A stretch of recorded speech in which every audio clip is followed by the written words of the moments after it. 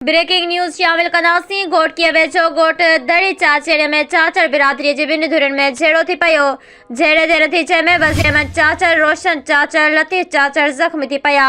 हिकु धुर पारां जवाबदार गिरफ़्तार न थियण ख़िलाफ़ चन्ना पंप वटि नेशनल हाईवे ते धरणो हणी रोड ब्लॉक करे छॾियो।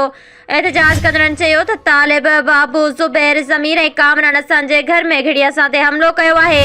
मुज़ाहिरीन जो चवणो त असांजो माण्हू ज़ख़्मी कयो वियो आहे। पुलिस असांजी का बि मदद नथी करे। मुज़ाहिरीन एहतजाज कंदे चयो, जेसिताईं जवाबदार गिरफ़्तार न कया वेंदा रोड न खोलींदासीं।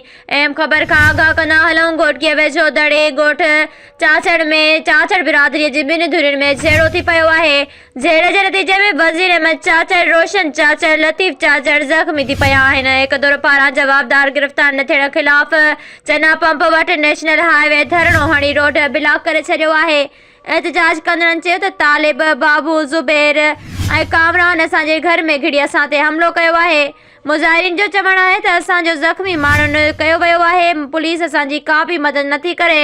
मुज़ाहिरीन एहतजाज कंदे चयो, जेसिताईं जवाबदार गिरफ़्तार न कया वेंदा रोड न खोलींदासीं।